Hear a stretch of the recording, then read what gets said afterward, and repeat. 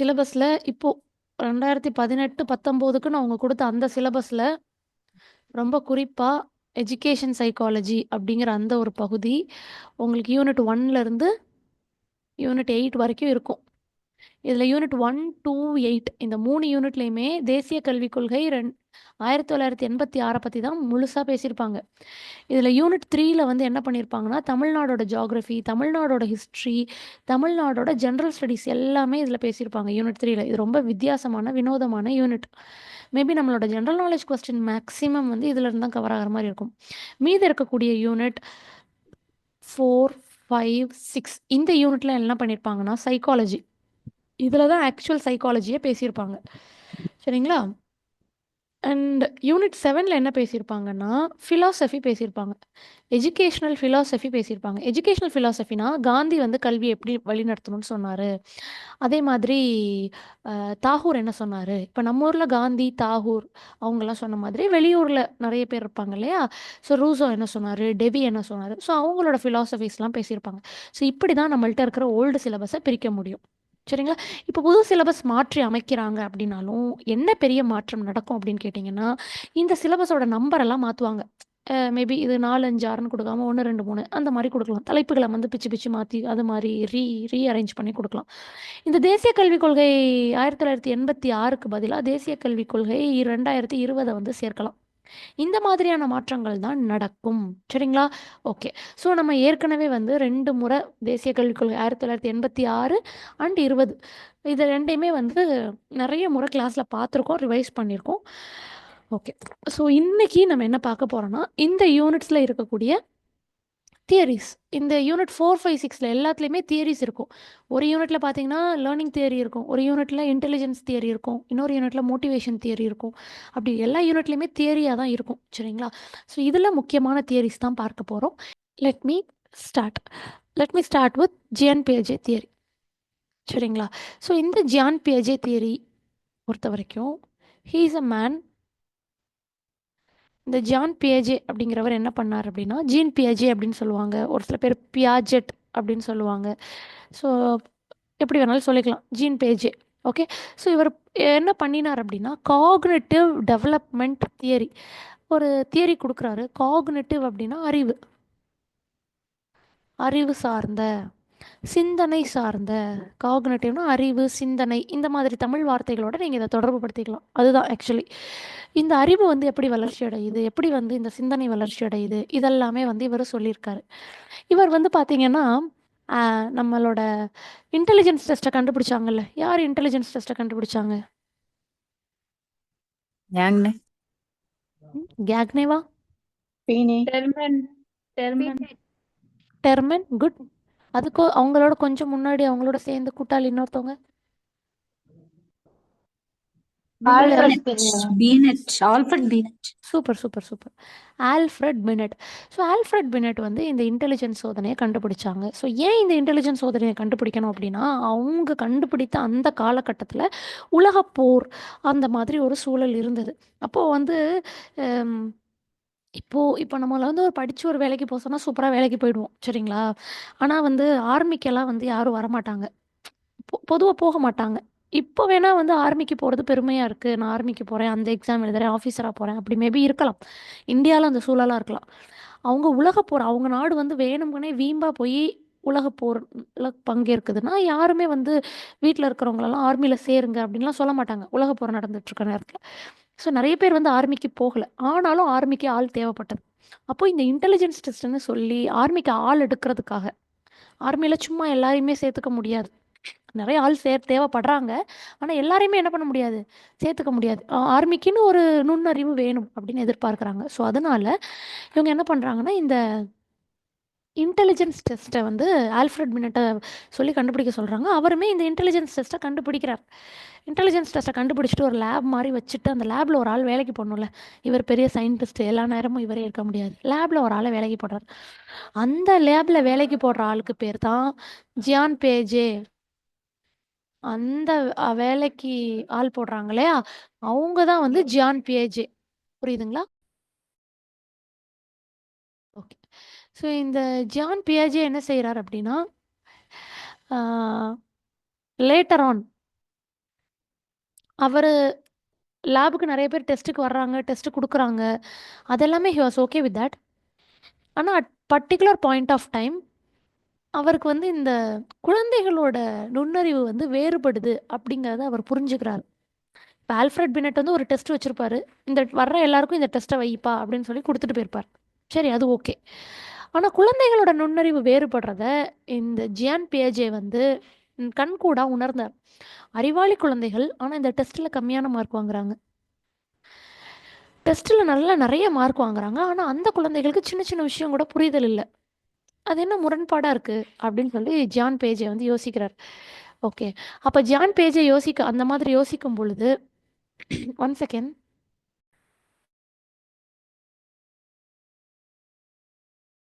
Okay. அந்த மாதிரி ஜியான் பேஜே யோசிக்கும் பொழுதுதான் ஓகே ஓகே. ஸோ அந்த மாதிரி ஜான் பியாஜே யோசிக்கும் போது தான் நமக்கு என்ன கிடைக்குது? இந்த காக்னிட்டிவ் தியரி கிடைக்குது. இந்த தியரி கிடைக்குது. ஸோ இவர் என்ன பண்ணுறாரு? குழந்தைகளோட வளர்ச்சி வந்து வேறு விதமானது அப்படின்னு ஃபஸ்ட்டு பாயிண்ட் அவர் சொல்கிறதே, நீங்கள் வந்து எல்லா மனிதர்களை போலையும் குழந்தைகளை நினைக்காதீங்க. வளர்ந்த மனிதர்கள் வேறு விதமானவங்க, குழந்தைகள் வந்து வேறு விதமானவங்க, குழந்தைகளோட மூளை வளர்ச்சி வேறு விதமானது அப்படின்னு சொல்லி இவர் சொல்கிறார். புரியுதுங்களா?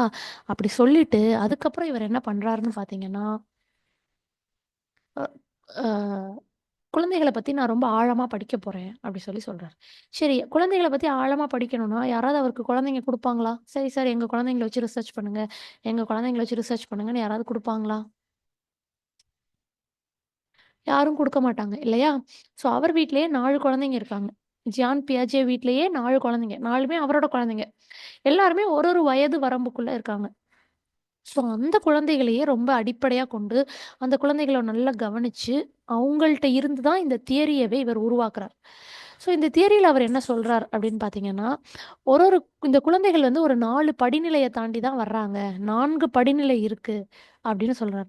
அதுல முதல் படிநிலை சென்சரி மோட்டார் ஸ்டேஜ். அடுத்த படிநிலை ப்ரீ ஆப்பரேஷனல் ஸ்டேஜ். அடுத்த படிநிலை கான்கிரீட் ஆப்பரேஷனல் ஸ்டேஜ். அதற்கு அடுத்த படிநிலை formal operational stage. Can able to get me? நான் சொல்றது புரியுதுங்களா? புலனியக்க சென்சரி மோட்டார் ஸ்டேஜ புலனியக்க நிலை. அறிதிறன் வளர்ச்சி. பருப்பொருளுக்கு முந்தைய நிலை. ஆ, செயல்பாட்டுக்கு முந்தைய நிலையா மேம்? முந்தைய நிலை. புலனியக்க நிலை. Very good. புலனியக்க நிலை சென்சரி மோட்டார் ஸ்டேஜ். அடுத்ததா செயலுக்கு செயலுக்கு முற்பட்ட நிலை. செயலுக்கு முற்பட்ட நிலை மேடம். Very good. செயலுக்கு முற்பட்ட நிலை. புலனீடான நிலை. புலனீடான செயல். பருப்பொருள் நிலை.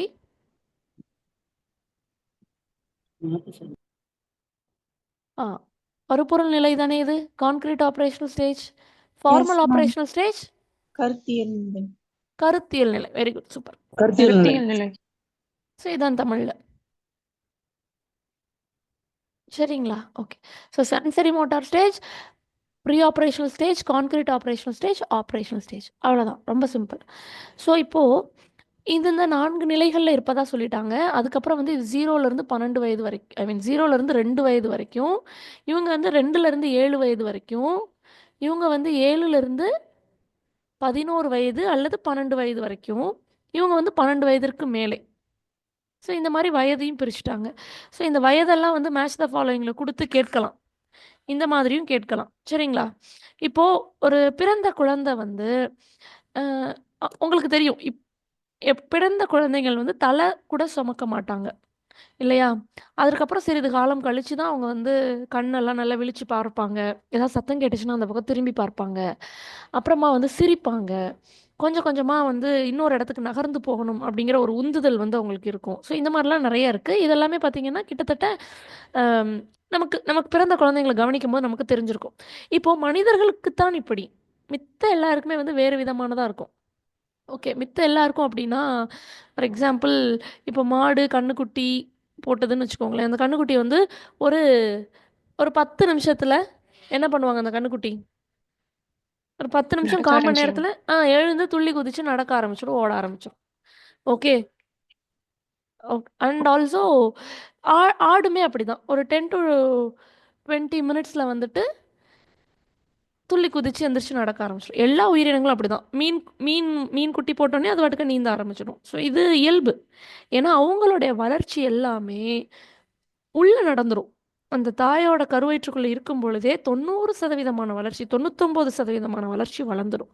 உடலும் சரி, மூளையும் சரி. அதை தாண்டி இப்போ 4 வயசான மாடுக்கு வந்து எக்ஸ்ட்ரா ஏதாவது அறிவு இருக்குமா?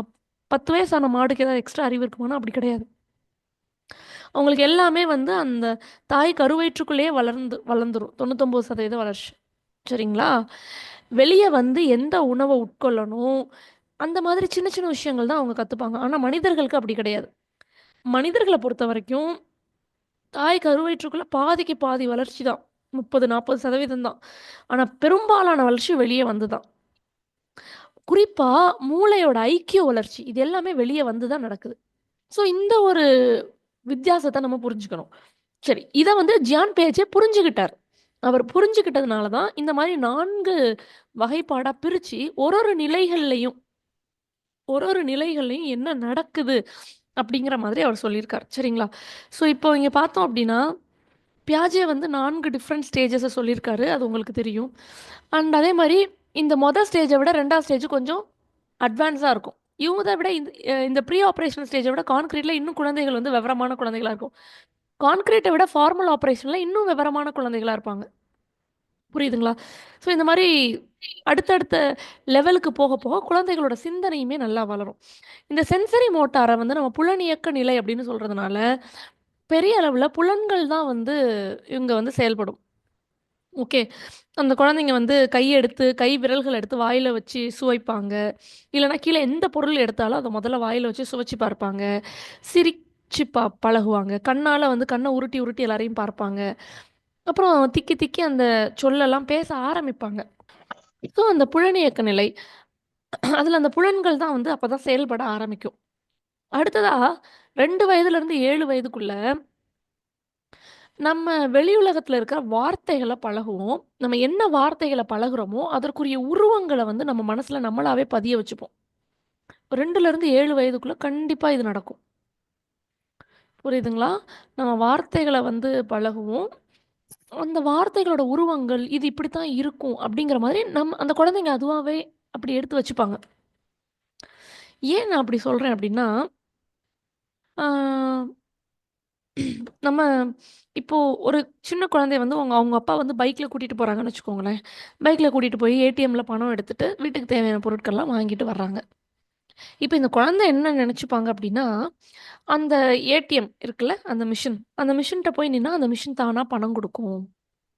எவ்வளோ பணம் வேணுமோ அந்த மிஷின் கொடுக்கும். அவ்வளோதானே. அப்படிதான் அந்த குழந்தை புரிஞ்சு வச்சுருப்பாங்க. ஏன்னா அவங்களுக்கு அவ்வளோதான் புரிஞ்சுக்க முடியும். அந்த 2லேருந்து 7 வயதுக்குள்ள. பொருளாதாரம்னு ஒன்று இருக்குது, வேலைக்கு போனால் தான் பொருள் கிடைக்கும், அதை வச்சு தான் தேவைகளை பூர்த்தி செஞ்சுக்க முடியும். அதெல்லாம் அந்த குழந்தைக்கு தெரியாது இல்லையா? அந்த மிஷினுக்கு போனால் பணம் கிடைக்கும், அப்புறம் என்ன நம்ம விருப்பப்பட்டதை வாங்கிக்கலாம். அப்படி தான் அந்த குழந்தை நினச்சிருக்கும். ஆனால் நம்ம என்ன பார்க்குறோமோ அதோட பின்பம், அந்த உருவங்களை வந்து அவங்க மனசில் சேகரிச்சுட்டே வருவாங்க. இல்லைனா அவங்களுக்கு தெரிஞ்ச மாதிரி ஒரு விஷயத்த புரிஞ்சுப்பாங்க. அவங்களுக்கு தெரிஞ்ச மாதிரி. இப்போது குறிப்பாக சொல்ல போனோம்னா, உலகம் வந்து உருண்டையாக இருக்குது அப்படி அவங்களுக்கு தெரியாது. ஏன்னா நம்ம பார்க்கும்போது தட்டையாக இருக்கிறதுனால உலகம் தட்டையாக தானே இருக்குது. ஸ்கூல் சயின்ஸ் புத்தகத்தில் உலகம் உருண்டைன்னு சொல்கிற வரைக்கும் அவங்களுக்கு அந்த சிந்தனையே இருந்திருக்காது. குழந்தைங்க நம்ம பார்க்குற தரையெல்லாம் நேராக தானே இருக்குது, அப்படி தான் அவங்க நினச்சிப்பாங்க. அப்புறம் வந்துட்டு இன்னுமே இப்போ 2லேருந்து 7 வயதுக்கு உட்பட்ட குழந்தைகளை கூட விடுங்க. இன்னுமே ஒரு 12 வயது குழந்தைகள் கூட அந்த மாதிரி நினச்சிட்டு இருக்கிறதுக்கு வாய்ப்பு உண்டு. இப்போ பூமிக்கு வெளியே தான் நம்ம இருக்கோம், பூமிக்கு உள்ளே தான் நம்ம இருக்கிறோம், மேலே தான் சூரியன் இருக்குது, கூரையில் தான் சூரியன் இருக்குது. இந்த மாதிரிலாம் அவங்களாவே கற்பனை பண்ணிக்கிறதுக்கு உண்டு, வாய்ப்புகள் உண்டு. ஏன்னா நமக்கு என்ன தெரியுதோ அதை வச்சு அவங்க வந்து அந்த கற்பனையை வந்து உருவாக்கிறாங்க. அந்த கற்பனை மூலமாக தான் அவங்களுக்கு வந்து புரிதல் திறனே வருது. சரிதுங்களா? அண்ட் கொஞ்சம் லேட் ஆனால் தான் ஓகே நம்ம புரிஞ்சு வச்சுட்டு இருந்தது தப்பு போல், இது இப்படி தான் போல், அந்த விளக்கமும் அவங்களுக்கு பிற்காலத்தில் தான் கிடைக்கிது. ஒரு 7 வயதிற்கு மேலே தான் அவங்களுக்கு சொன்னாலும் அதை புரிஞ்சுக்க முடியும் இல்லையா? 7 வயது ஒரு 10 வயது குழந்தைகிட்ட போயிட்டு, இந்த பாருப்பா இதுதான் பந்து அப்படின்னு ஒரு பந்தை கையில் கொடுத்து, இப்போ இதுதான் பூமி, இங்கேருந்து ஒரு டார்ச் லைட் அடிப்பீங்க, இதுதான் இப்போ சூரியன், இப்போ இந்த டார்ச் லைட்டையும் பந்தையும் வச்சு விளக்கம் கொடுத்தீங்கன்னா அது ஒரு 8 வயது 9 வயது குழந்தைங்களுக்கு தான் கொஞ்சம் லைட்டாக புரிஞ்சிக்கவே முடியும். இந்த 3 வயது 4 வயது குழந்தைங்களுக்குலாம் நீங்கள் எக்ஸ்ப்ளனேஷன் கொடுத்தாலும் புரிஞ்சிக்க முடியாது.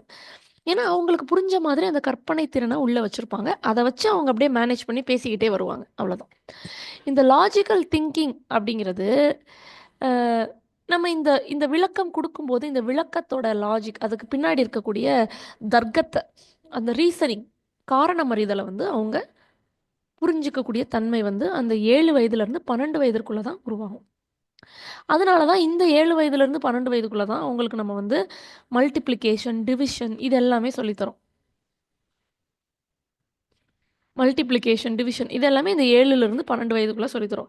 சின்ன சின்ன அடிப்படையான விஷயங்கள், பாலூட்டி என்ன, பறவைகள்னா என்ன, அப்புறம் வந்துட்டு விலங்குகள்லேயே எந்தெந்த நீர்வாழ் உயிரினங்கள் என்ன, நிலத்தின் வாழ் உயிரினங்கள் என்ன, தாவரம் சாப்பிட்ற உயிரினங்கள் என்ன, இந்த மாதிரியான நிறைய விஷயங்கள் வந்து நம்ம குட்டி குட்டியாக சொல்லித்தரோம். ஏன்னா அப்போ தான் அவங்க வந்து லாஜிக்காக அதை திங்க் பண்ணி அதை கேட்டகரைஸ் பண்ணுவாங்க. ஓ, பறப்பதெல்லாம் பறவைகள், 4 காலோட நடந்து போகிறதுங்கெல்லாம் மேக்ஸிமம் பாலூட்டிகளாக இருக்குது. அந்த மாதிரியான ஒரு சில விஷயங்கள் எல்லாம் அவங்க கேட்டகரைஸ் பண்ணி புரிஞ்சிக்க ஆரம்பிப்பாங்க. இதுதான் கான்க்ரீட் ஆப்ரேஷனல் ஸ்டேஜ். ஓகே, பருப்பொருள் அப்படின்னு நம்ம சொல்லுவோம். அடுத்து வந்து formal operational stage. Formal operational ஸ்டேஜை பொறுத்த வரைக்கும் இதை தாண்டியும் புரிஞ்சுக்க ஆரம்பிப்பாங்க. இப்போது பறவைகள் பறக்குது அப்படின்னா அவங்களுக்கு பின்னாடி இருக்கிற வேறு சில, எப்படி சொல்கிறது, மெக்கானிசம் என்ன, அவங்களோட டைஜஸ்டிவ் சிஸ்டம் என்ன, இல்லை அவங்க என்ன பேட்டர்ன் ஃபாலோ பண்ணுறாங்க, வேறு ஏதாவது ஃபிசியாலஜியோ, வேறு ஏதாவது அனட்டமியோ, இல்லை வேறு ஏதாவது ஃபிசிக்ஸோ கெமிஸ்ட்ரியோ, பெரிய அளவில் எக்ஸ்பிரிமெண்ட்ஸ், ஆட்டம்னா என்ன, ஆட்டம் எப்படி இயங்குது, அதில் இருக்க எலக்ட்ரான்ஸ்லேருந்து எப்படி எலக்ட்ரிசிட்டி எடுக்கிறோம். ஸோ இந்த மாதிரி கண்ணுக்கு தெரியாத விஷயங்களை கூட அவங்களால யூகிச்சு படிக்க முடியும். எப்போது? 12 வயதிற்கு மேலே.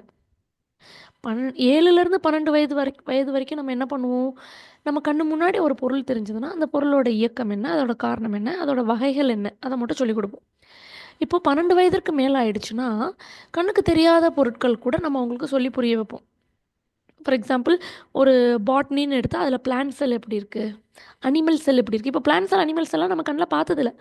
அதனால் அவங்க சொல்லும் போது ஓகே புரிஞ்சுக்கிட்டு, ஒரு செல்லுக்குள்ளே இவ்வளோ இருக்கா, அதனால தான் நமக்கு வந்து இவ்வளோ சக்தி கிடைக்குதா, இப்படி தான் வந்து நமக்கு செமிக்குதா, இதனால தான் உடம்புக்கு இவ்வளோ பல்வேறு இடங்களுக்கு ரத்தம் போகுதா, இப்போ ஹார்ட்லேருந்து எல்லா இடத்துக்கும் ரத்தம் வந்து பம்ப் செய்யப்படுகிறது, இதெல்லாம் நம்ம புரிஞ்சுக்கிறோம்.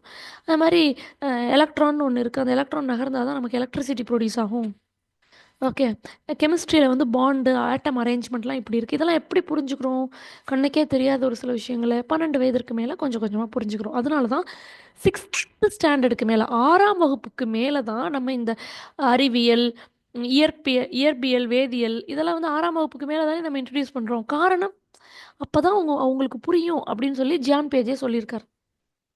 அதனால தான் 6ஆம் வகுப்புக்கு மேலே அந்த பாடத்திட்டத்தெல்லாம் நம்ம உள்ளே கொண்டு வரோம்.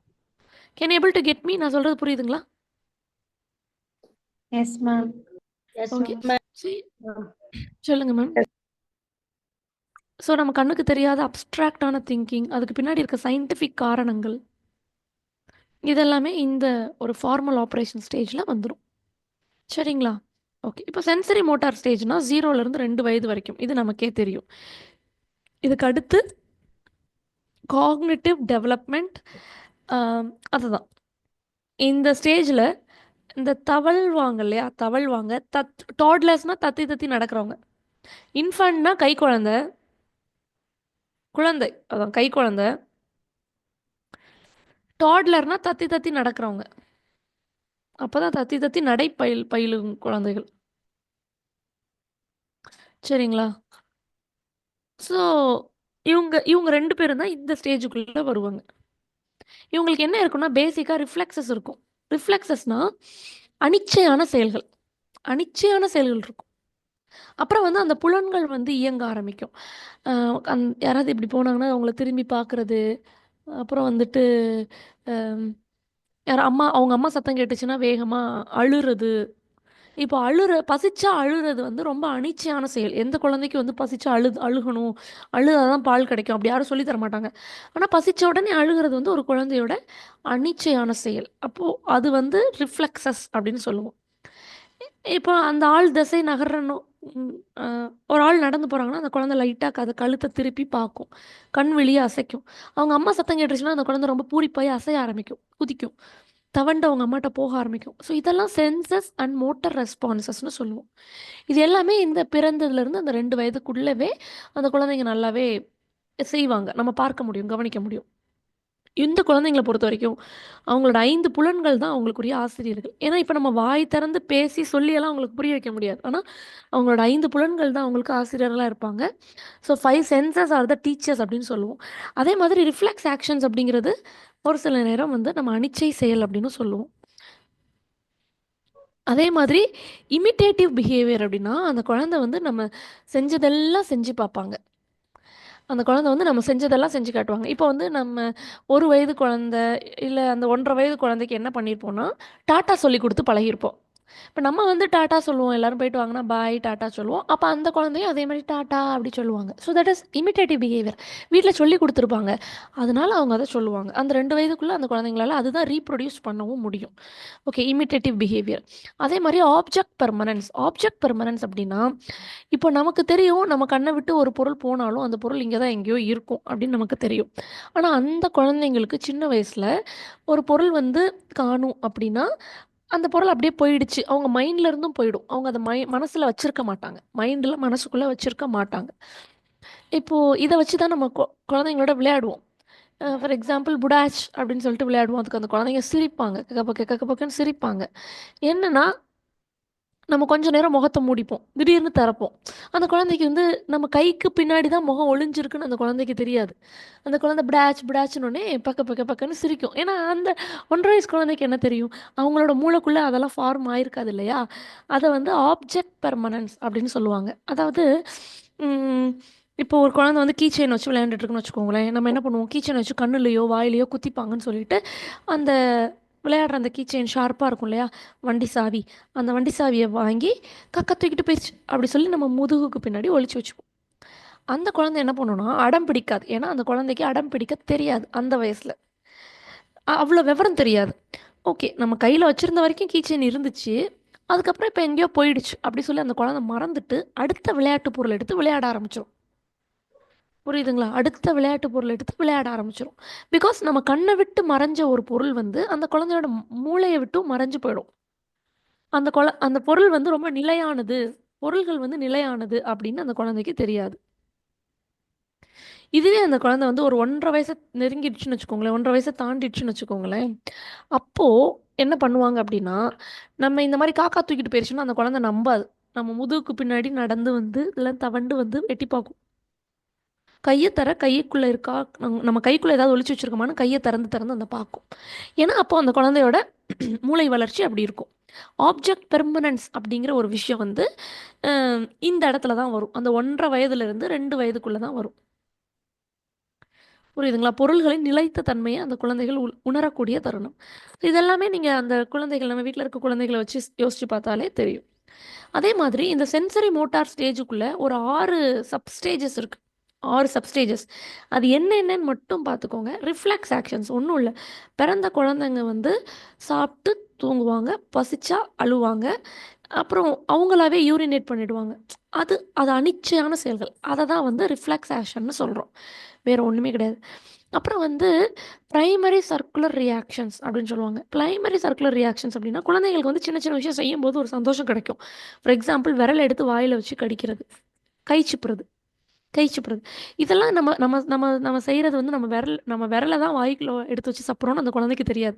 அதுக்கு பேரு விரல்னும் தெரியாது, வாயில வச்சு சப்பிட்டு இருக்கோம்னு அந்த குழந்தைக்கு தெரியாது. ஆனா, அது செய்யும்போது அந்த குழந்தைங்களுக்கு ஒரு ஒரு கொஞ்ச நேரம் ஒரு சந்தோஷம் இருக்கும். அதனால அந்த குழந்தைங்க அதையும் அனிச்சையா தான் செய்வாங்க.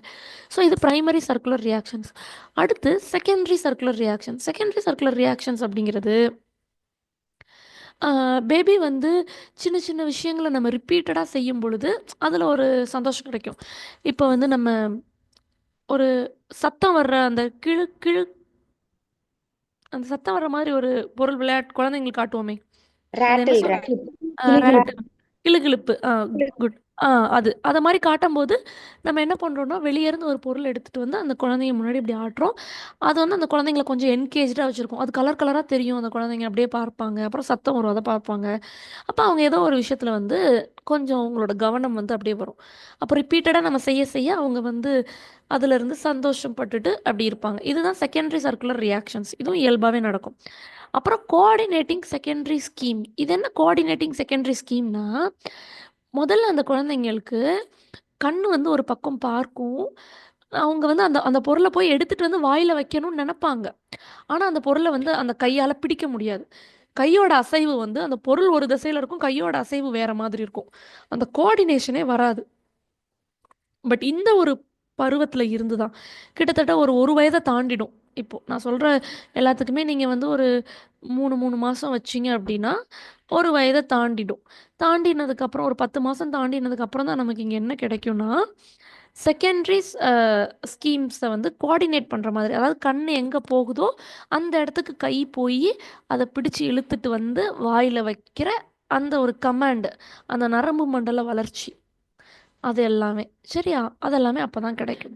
அதுக்கப்புறமா பார்த்தீங்கன்னா, அதுக்கப்புறமா ஒரு 1 1/2 வயத தாண்டியாச்சு அப்படின்னா, டெர்ஷியரி சர்க்குலர் ரியாக்ஷன்ஸ், அதே மாதிரி symbolic thought. Tertiary circular reactions அப்படிங்கிறது, இந்த குழந்தைங்கள நம்ம வெளிய கூட்டிட்டு போறோம் அப்படின்னா, அந்த குழந்தைங்க வந்து அந்த என்விரான்மென்ட்டுக்கு கொஞ்சம் அடாப்ட் ஆக ஆரம்பிப்பாங்க. ஃபார் எக்ஸாம்பிள் அவங்க அப்பா பைக்ல கூட்டிட்டு போறாருன்னா, தே ஆர் ரெடி. 1 வயசு 10 மாசம் அப்படி 1 1/4 வயசு அப்படி இருக்கும்போது, அந்த வண்டிய பிடிச்சுட்டு அப்படியே உட்காந்துட்டு, அந்த காத்து மேல பட்டாலும் தேல் அட்ஜஸ்ட், தேல் ட்ரை டு அடாப்ட். அந்த மாரி இருப்பாங்க. அப்புறம் வந்து நம்ம புதுசா சாப்பாடெல்லாம் குடுக்கலாம். அதுக்கெல்லாம் அவங்க வந்து அட்ஜஸ்ட் பண்ணிப்பாங்க. அந்த சூழலோட அட்ஜஸ்ட் பண்ணிப்பாங்க. அதுக்கு முன்னாடி 1 வயசுக்கு முன்னாடி நம்ம வெளிய எங்கேயும் கார்லலாம் வேகமா கூட்டிட்டு போமாட்டோம். காத்து ரொம்ப பட விட மாட்டோம். அந்த ஒரு ரூம்குள்ள தான் அந்த குழந்தைய வச்சிருப்போம். வெளிய இருந்து விசிட்டர்ஸ் வந்தா கூட நம்ம குழந்தைக்கு வெண்ணி தண்ணி ஊத்தி குளிப்பாட்டி அந்த மாரிலாம் நம்ம நெறைய பார்ப்போம். பட் அதுக்கப்புறம் வந்து குழந்தைங்க வந்து அந்த ஒரு என்விரான்மெண்ட்ட வந்து கொஞ்சம் கொஞ்சம் அட்ஜஸ்ட் பண்ண ஆரம்பிப்பாங்க. ஆ ஃபார் எக்ஸாம்பிள் அந்த குழந்தைக்கு ஒரு பக்கமா காத்து அடிச்சுச்சுன்னா, அந்த குழந்தை அப்படியே கண்ண சிமிட்டிட்டே அந்த காத்த பார்க்கும். அதில அந்த முடியெல்லாம் ஒதுங்கும் அந்த குழந்தைக்கு. Because they are learning to adapt to their environment. அத கத்துக்கிறாங்க. ஓகே. அதே மாரி சிம்பாலிக் தாட் அப்படின்னா, அப்பதான் வந்து அந்த குழந்தைங்களுக்குள்ள வந்து என்ன பண்ணுவாங்கன்னா, அ அந்த ஒரு கற்பனையா அந்த மனசுக்குள்ள ஒண்ணு ஃபார்ம் ஆகும். நிஜமா அந்த குழந்தைகள் என்ன கற்பனை பண்றாங்க, அவங்க மனதுக்குள்ள அத எப்படி புரிஞ்சு வச்சிருக்காங்கன்னு நமக்கு தெரியாது. ஆனா, அந்த சிந்தனை, கற்பனை அது எல்லாமே அவங்களால பார்க்கக்கூடிய பொருட்களையோ, இல்ல பார்க்க முடியாதவங்களையோ, அவங்க வந்து அந்த நினைவு, சிந்தனை அப்படிங்கிறது அப்போ வந்து வரும். இப்படி சிந்தனை வந்ததுக்கு அப்புறம் தான், அந்த குழந்தை வந்து பேச்சு, வாயில வந்து அத எக்ஸ்பிரஸ் பண்ண ஆரம்பிப்பாங்க. ஒண்ணு செய்கையால அத எக்ஸ்பிரஸ் பண்ண ஆரம்பிப்பாங்க. இல்லன்னா வார்த்தையால எக்ஸ்பிரஸ் பண்ண ஆரம்பிப்பாங்க. இது கிட்டத்தட்ட 10 மாதம், 1 வயதிற்கு மேல தான் இந்த கற்பனையால அவங்க செய்றதும், அந்த தாட்டும், அந்த சிந்தனைய வந்து அவங்க ஏதோ ஒண்ணு மேபி பசிக்குது அப்படின்னா, ஆ தண்ணி, சாப்பாடு அதெல்லாம் அவங்க கேட்க ஆரம்பிப்பாங்க வார்த்தையால. ஓகே. ஸோ சிந்தனைகள் ஆரம்பிக்கிறதும், அந்த சிந்தனைகள வந்து குறியீடால அவங்க சொல்றதும், அதெல்லாமே இப்போ தான் நடக்கும். ஓகே. ஸோ இதெல்லாம் வந்து 6 ஸ்டேஜஸ். இது வந்து சென்சரி மோட்டார் ஸ்டேஜுக்குள்ள வரக்கூடிய 6 ஸ்டேஜஸ். சரிங்களா? அடுத்ததா pre operational stage. Pre operational ஸ்டேஜ்னா, செயலுக்கு முந்தைய நிலை அப்படின்னு சொல்லுவோம். இல்லன்னா முற்சிந்தனை நிலை அப்படிங்கிற மாதிரி சொல்லுவோம்.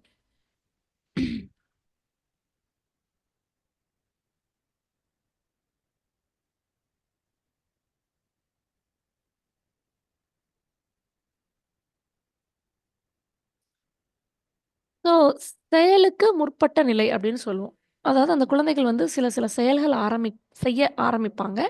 பட் அது செயல வந்து பெர்ஃபெக்ட்டா செய்றதுக்கு 7 வயசுக்கு மேல ஆயிடும். சரிங்களா? இப்ப 10ம் 10ம் எவ்வளோ அப்டின்னா, அத கரெக்ட்டா கூட்டி சொல்றதுக்கு 7 வயசு ஆயிடும்.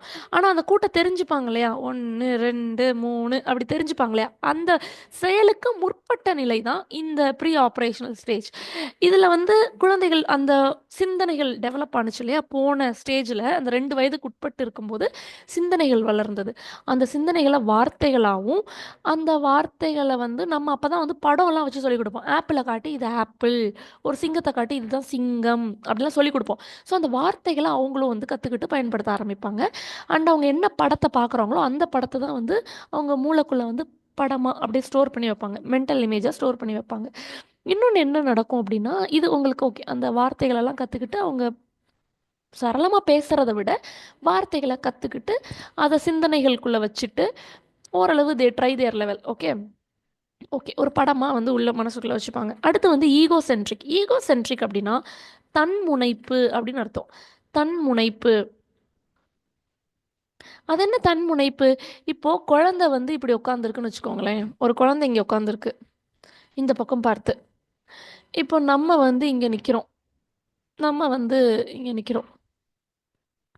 இப்போ இந்த குழந்தைகிட்ட வந்து உனக்கு பின்னாடி இருக்கிற ஒரு பொருளை எடுத்து கொடு அப்படின்னாலோ, இல்லை உன் கையில் இருக்கிற ஐஸ்கிரீமை எனக்கு கொடு அப்படின்னாலோ, அந்த குழந்தைக்கு வந்து உன்னோடது என்னோடது அப்படிலாம் எனக்கு தெரியும், அந்த குழந்தைக்கு புரியாது. புரியுதுங்களா? இப்போ ஃபார் எக்ஸாம்பிள், இந்த ஐஸ்கிரீம் உனக்கு, இந்த ஐஸ்கிரீம் எனக்கு அப்படின்னா அது அந்த குழந்தைக்கு புரியாது. அந்த குழந்தைக்கு அந்த எல்லா பொருளும் அவங்களோடது அப்படி தான் நினச்சிப்பாங்க. ஈகோ சென்ட்ரிக்காக தான் இருப்பாங்க. அது அப்படி தான் வந்து அவங்களுக்கு தெரியுமும் கூட. அது மட்டும் தான் அவங்களுக்கு தெரியும். இப்போ இவங்களுக்கும் பசிக்கும், அம்மாவுக்கும் பசிக்கும், அம்மாவுக்கு வந்து குடுக்கணும், அப்படி அந்த குழந்தைக்கு தெரியாது, அந்த 2 வயசு குழந்தைக்கு. இப்போ ஒரு பந்து, ஒரு விளையாட்டு பொருளுமே அப்படிதான். இதே வந்து ஒரு சின்ன குழந்தை வந்ததுன்னு வச்சுக்கோங்களேன், அதே வயசு மாதிரி ஒரு சின்ன குழந்தை வந்ததுன்னா, அந்த குழந்தைக்கு இந்த குழந்தை விட்டு குடுக்கும். பிகாஸ் அவங்க என்ன நினச்சிப்பாங்கன்னா, நம்மள மாரியே அந்த குழந்தைக்கு பசிக்கும். அத அவங்களால இன்டர் கனெக்ட் பண்ணிக்க முடியும். இப்போ நமக்கு ஒரு மனசு இருக்கு, நம்மளும் ஒண்ணு பேசுவோம், அத அக்செப்ட் பண்ணுவோம். வயசுல அதெல்லாம் அந்த குழந்தைக்கு தெரியாதுல்ல. வயசுல மூத்தவங்க, அவங்களுக்கு 20 வயசு, 25 வயசு ஆயிடுச்சு நம்ம அம்மாவுக்கு. நமக்கு 2 வயசு தான் ஆகுது. இதெல்லாம் அந்த குழந்தைக்கு தெரியுமா? அதெல்லாம் அந்த குழந்தைக்கு தெரியாது. இப்போ நம்ம உனக்கு முன்னாடி இருக்கிற பந்த எடுத்து போடு பாப்பா, இல்ல பின்னாடி இருக்கிற பந்த எடுத்து போடு பாப்பான்னா, அந்த முன்னாடி பின்னாடிலாம் அந்த குழந்தைக்கு தெரியாது. நீங்க வேற ஒரு பொருள சொல்லுவீங்க. இங்க இருக்கிற வேற ஒரு பொருள சொல்லுவீங்க. அந்த குழந்தை இங்க இருக்கிற பொருள அது கண்ணுல ஃபிக்ஸ் பண்ணிட்டு, மனசுல அந்த பொருள நெனச்சிருச்சுன்னா, நீங்க எவ்வளோ கத்துனாலும் அது அந்த பொருள தான் போய் எடுக்கும். நம்ம நம்ம குழந்தைங்க வீட்ல பிறந்து வளரும்போது நம்ம நெறைய விஷயம் ட்ரெயின் பண்ணுவோம். இந்த ஈகோ சென்ட்ரிக் எல்லாம் மாத்துறதுக்கு, இது இல்ல, இது அப்படி சொல்லி குடும்பத்துல ஒரு 4, 5 பேர் நின்னு கத்துவோம். அப்ப அந்த குழந்தைங்க எதுக்கு இப்படி கத்துறாங்கன்னு தெரியலையே அப்படின்னு சொல்லிட்டு வேற வழி இல்லாம அத போய் எடுக்கும்போது நம்ம என்கரேஜ் பண்ணுவோம். அப்போ ஓகே, ஏதோ சரியா செஞ்ச மாரி அந்த குழந்தைக்கு தோணும். அப்புறம் தான் அந்த குழந்தை வந்து அடுத்தவங்களோட கண்ணோட்டத்த புரிஞ்சுக்க பார்ப்பாங்க. அடுத்தவங்களோட கண்ணோட்டம்னா, ஓகே அவங்க என்ன சொல்ல வர்றாங்க அப்படி சொல்லிட்டு புரிஞ்சுக்க பார்ப்பாங்க. இது வந்து வீட்ல மூத்த குழந்தையா இருந்ததுன்னா, நம்ம எல்லாருமே இந்த அனுபவம் இருக்கும். ஆனா 2வது குழந்தைக்கு நம்ம அத மறந்துருவோம். நம்மளே மறந்துருவோம். அதான் உண்ம. இப்போ முன்னாடியெல்லாம் வந்து கூட்டு குடும்பமா இருக்கும். சொல்ல போணும்னா, இப்போ நம்ம குழந்தைங்கள பார்க்கறதுக்கு முன்னாடியே நம்ம கூட பிறந்தவங்களோட குழந்தைங்கள வந்து நம்ம தூக்கி வளர்த்துருப்போம். அதான் உண்ம. இப்போ எ எ என்னோட கடைசி சித்தி வந்து, அவங்க குழந்தைங்களுக்கு முன்னாடி 10 இயர்ஸ்க்கு முன்னாடியே என்ன தூக்கி வளர்த்துட்டு இருந்தாங்க. அப்போ அவங்களுக்கு அந்த கொஞ்சம் எக்ஸ்பீரியன்ஸ்லாம் இருக்கும். இப்போ நம்மளுக்கு ரொம்ப தனிப்பட்ட குடும்பம், அதுவும் வீட்ல ஒரே ஒரு குழந்தை அப்படிங்கிறதுனால, ஒரு பெற்றோரா அந்த குழந்தைகளோட செயல்களெல்லாம் நீங்க எவ்வளோ தூரம் உள்வாங்கியிருப்பீங்கன்னு தெரியல. பட் முதல் குழந்தைகள் நம்ம வந்து கண்ணும் கருத்துமா பார்த்துப்போம் எல்லாருமே. 2வது குழந்தைங்களுக்கு நம்மளே மறந்துருவோம். ஐயோ! குழந்தைக்கு என்ன பண்ணோம் அப்படிங்கிற மாரி. பிகாஸ் நம்ம இப்போ ரொம்ப கேப் விட ஆரம்பிச்சுட்டோம். ஒரு குழந்தைக்கும் அடுத்த குழந்தைங்களுக்கும். இன்னொன்னு வீட்ல பெரியவங்க இல்ல. பட் இது உண்மையிலே என்னன்னு பார்த்தீங்கன்னா, இந்த பிரச்சனைய யார் சால்வ் பண்ணுவாங்க அப்டின்னா, வீட்ல இருக்கிற மூத்த குழந்தைங்க. இப்போ 2வது குழந்தைக்கு நம்ம தடுமாறுவோம்ல ஒரு இடத்துல. அந்த இடத்துல மூத்த குழந்தைங்க கரெக்ட்டா அத வந்து சொல்லிடுவாங்க. பிகாஸ் அந்த குழந்தைக்கும், இந்த குழந்தைக்கும் புரியும். இந்த குழந்தையோட மனநிலை எப்படி இருக்குன்னு மூத்த குழந்தைக்கு புரியும். புரொவைடட் அவங்களும் குட்டி குழந்தையாவே இருந்தாங்க. அந்த 7 வயதுக்குட்பட்டவர்களாவே இருந்தாங்கன்னா, புரிஞ்சிடும் அவங்க 2 பேருக்கும். மேபி தங்கச்சி உட்காந்து அடம் பிடிச்சிட்டு இருப்பா. எனக்கு நெறைய வேணும் அப்படிங்கிற மாதிரி. அண்ணன் சொன்னா அவ கேட்டுப்பா. ஏன்னா மூத்தவங்க சொன்னா ஏன்னா அவன் சொல்ற விதம் வேற மாரி இருக்கும். நம்ம வந்து நம்ம ஒரு ஆஃபீஸ் டென்ஷன்லயோ, இல்ல ஒர்க் டென்ஷன்லயோ என்ன பண்றேன் நான் தான் நெறைய தானே வச்சிருக்கேன். உன்னால சாப்பிட முடியாது. அப்படி இப்படின்னு நம்ம ஏதோ லாஜிக்கா பேசிட்டு இருப்போம். உன்னால நான் நெறைய வச்சா சாப்பிட முடியாது. அப்படி இப்படின்னு லாஜிக்கா நம்ம பேசிட்டு இருப்போம். அந்த குழந்தைக்கு அந்த வார்த்தைக்கெல்லாம் அர்த்தமே புரியாது. நெறையா வச்சா சாப்பிட முடியாது. வேஸ்ட் பண்ணிருவோம். இந்த வார்த்தைக்கெல்லாம் அர்த்தம் புரியாது. ஆனா, அந்த குழந்தையோட மூத்த சகோதரனோ, சகோதரியோ வந்து ஏதாவது ஒண்ணு ஒரு விஷயத்த கன்வே பண்ணுவாங்க. இப்ப கூட எனக்கு அது சொல்ல வரல. பிகாஸ் அது அது குழந்தைகளுக்குரிய விஷயம். அவங்க ஏதாவது ஒரு ஒரு மாதிரி சொல்லும்போது, இந்த குழந்தைக்கு அது டக்குனு புரிஞ்சிடும். உடனே இந்த குழந்தை அழுகைய நிறுத்திட்டு சாப்பிட ஆரம்பிச்சுரும். பிகாஸ் அது அது வந்து அந்த ஈகோ சென்ட்ரிக் ஃபார்மேட்ல வர்றது. அவங்களால அடுத்தவங்களோட பெர்ஸ்பெக்டிவ புரிஞ்சுக்க முடியாது. அடுத்தவங்கன்னா ரொம்ப வளர்ந்தவங்க. அம்மா, அப்பாவே தான் நான் அடுத்தவங்கன்னு சொல்றேன். தாத்தா, பாட்டியவே தான் நான் அடுத்தவங்கன்னு சொல்றேன். பிகாஸ் ரொம்ப வயதில வளர்ந்துட்டாங்க இல்லையா? இவங்களோட கண்ணோட்டமும், அந்த குழந்தையோட கண்ணோட்டமும் மாறிடும். ஸோ இதுதான் ஈகோ சென்ட்ரிக். ஃபைன். அடுத்து வந்து அந்த குழந்தைங்களோட மொழி. அந்த மொழி வந்து கொஞ்சம் கொஞ்சமா டெவலப் ஆயிட்டே வரும். அதுக்கப்புறம் begins about the time child starts talking. ஒரு ஒரு கொஞ்சம் நல்ல லாங்குவேஜ் டெவலப்மெண்ட் வந்து இந்த வயதில தான் நடக்கும். குழந்தைங்களோட நல்ல மொழி வளர்ச்சி இந்த தருணத்தில தான் நடக்கும். இப்போ இந்த தருணத்தில அவங்க ஸ்கூல்ல எப்படி பேசுறாங்களோ, அதே மாரி அந்த குழந்தை பேசும். அவங்க வீட்ல எப்படி பேசுறாங்களோ, அதே மாதிரி அந்த ஸ்லாங் எல்லாம் அந்த குழந்தைக்கு அப்படியே வரும். இந்த இடத்துல தான் நல்லா வந்து லாங்குவேஜ் டெவலப்மெண்ட் நடக்கும். அது மட்டும் இல்லாம முதல்ல பியாஜே என்ன சொல்லியிருப்பார் அப்படின்னா, பியாஜே சொன்ன கருத்துக்கள்ல முக்கியமான கருத்து என்னன்னு பார்த்தீங்கன்னா, முதல்ல அந்த குழந்தைங்க அ ஸ் இது பண்ண தான் ஆரம்பிப்பாங்க. சிந்திக்க தான் ஆரம்பிப்பாங்க. சிந்தனை தான் முதல்ல வரும்.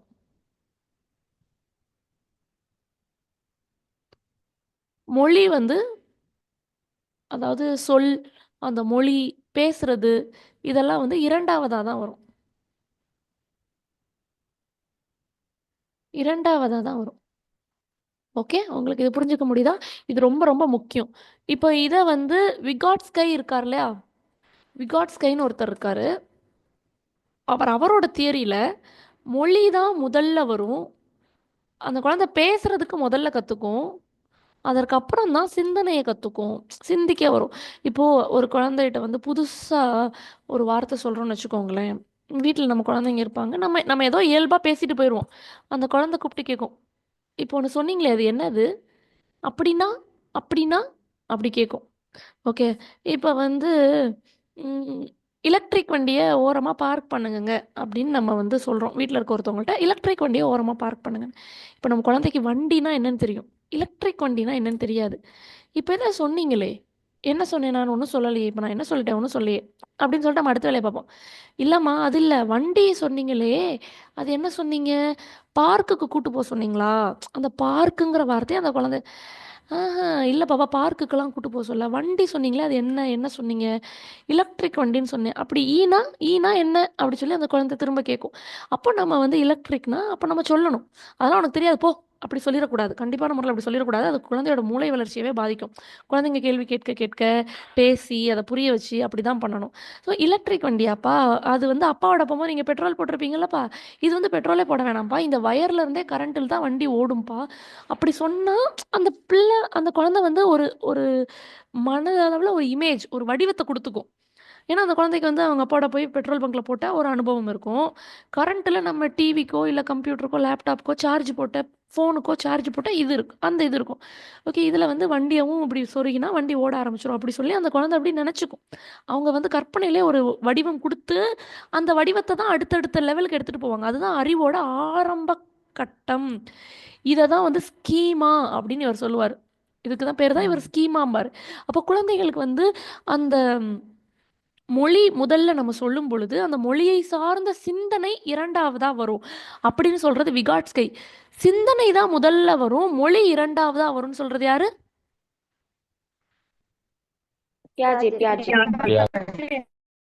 கேட்கக்கூடிய கேள்விதான். கண்டிப்பான முறையில் இந்த முறை பிஜிடிஆர்பியில் எஜுகேஷன் சைக்காலஜி அந்த கொஸ்டினோட குவாலிட்டி வந்து இன்க்ரீஸ் பண்ண தான் போகிறாங்க. ஏன்னா ஏற்கனவே நம்ம பார்த்தாச்சு, பேப்பர் 2ஓட சிலபஸ் மேஜர் சப்ஜெக்டோட சிலபஸ்லலாம் பெரிய மாற்றம் இருக்குது. ஸோ இந்த முறையும் நம்ம வந்து இதுக்கு பெரிய அளவில் மாற்றம் எதிர்பார்க்குறோம் தான். சரிங்களா? அதனால் நீங்கள் படிக்கும்போதே நல்லா ஆழமாக தெளிவாக படிச்சுக்கோங்க. கொஸ்டின் எப்படி கேட்டாலும் உங்களால் பதில் சொல்லக்கூடிய தன்மையில் நம்ம இருந்துக்கணும், தயாராக இருந்துக்கணும். அப்போ இதுதான் வந்து பியாஜே சொல்கிறார். அப்புறம் பியாஜே வந்து மொழி வளர்ச்சிக்கு இந்த 2 வயதுலேருந்து 7 வயது வந்து ரொம்பவும் ரொம்பவும் முக்கியமானது.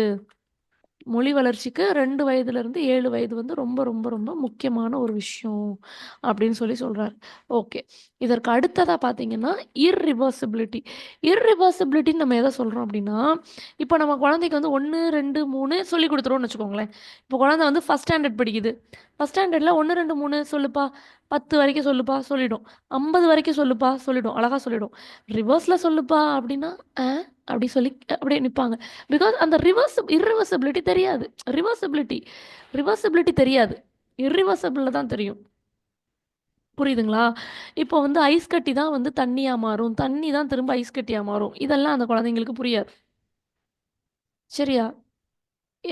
இப்போ இந்த அளவுக்கு வந்து அவங்களுக்கு ஒரு புரிதல் தன்மை இருக்காது. புரியுதுங்களா? இதை தான் இர்ரிவர்சிபிலிட்டிம்போம். அடுத்து வேறு என்ன சொல்லுவோம்? அனிமிசம்னா உயிரற்ற பொருளை உயிர் உள்ள பொருளாக அவங்க நினச்சிப்பாங்க. உயிரற்ற பொருளை உயிர் உள்ள பொருளாக. இப்போது இந்த பொம்மையை வச்சு விளையாடுறதெல்லாம் இந்த காலகட்டம் தான். நீங்கள் குழந்தைய அடிக்க வேண்டாம், அந்த பொம்மையை அடித்தாலே போதும், இந்த குழந்தை சாப்பிட்ரும். இப்போ நீங்கள் எப்படி நம்ம குழந்தைய வந்து குளிப்பாட்டி சுத்தமாக வச்சுருக்கணும், நம்ம குழந்தைய குளிப்பாட்டி சுத்தப்படுத்தி வேலைக்கு சாப்பாடு ஊட்டி தொடச்சி விட்டு பத்திரமா தலையெல்லாம் சீவிட்டு பார்த்துக்கிறோமோ, நம்ம குழந்தை என்ன நினச்சிக்கோன்னா, இந்த பொம்மைக்கும் இப்படி தானே, இந்த பொம்மைக்கு அம்மா இல்லையே ஆச்சோ, சரி நம்ம பார்த்துப்போன்னு சொல்லி அந்த பொம்மைக்கு சீப்படுத்து சீவி வாயில் ஊட்டி நம்ம அடித்த மாதிரியே பவுட்ரு லிப்ஸ்டிக்கெல்லாம் அதுக்கும் போட்டு விட்டு கண்மையெல்லாம் தேய்ச்சி விட்டு அப்புறம் பக்கத்துலேயே படுத்து தூங்க வச்சு அப்படியெல்லாம் அந்த குழந்தைங்கள் வந்து 2 வயதுலேருந்து ஓரளவு ஒரு 5 வயது 6 வயது வரைக்குமே அப்படி இருப்பாங்கன்னு வச்சுக்கோங்களேன். இப்போ நீங்கள் அந்த 5 வயதுலேருந்து 6 வயது வரைக்கும் நம்ம குழந்தைய ஏதாவது கண்டிக்கணும்னு நம்ம நினச்சா, நம்ம கண்டிப்பான முறையில் அந்த பொம்மையை கண்டித்தாலே போதும், அந்த பொம்மையை சொல்லி பயமுறுத்தினாலே போதும். இந்த பொம்மை இப்படி தான் அம்மா பேச்சை கேட்காம போச்சா, அப்புறம் பூச்சாண்டி பிடிச்சிட்டு போயிட்டான், இப்போ தான் அம்மா வாங்கிட்டு வந்தேன், நீ அதை அம்மா சொல்கிறத கேளு, அப்படி சொல்லி அப்படி சொன்னா அந்த குழந்தைங்க வந்து அதை ஈஸியா அக்செப்ட் பண்ணிப்பாங்க. உணர்ந்து உள்ள எடுத்துப்பாங்க. இன்னொன்னு, இந்த நீ ஸ்கூல் போனதுக்கப்புறம் உன் பொம்மை சாப்பிடவே இல்ல. அது பாரு வயிறெல்லாம் புண்ணாயிடுச்சு, வலிக்குது. நீயும் சாப்பிடாம இருக்காத, சாப்பிடு. நீ சாப்பிட்டா தான் அது சாப்பிடும்.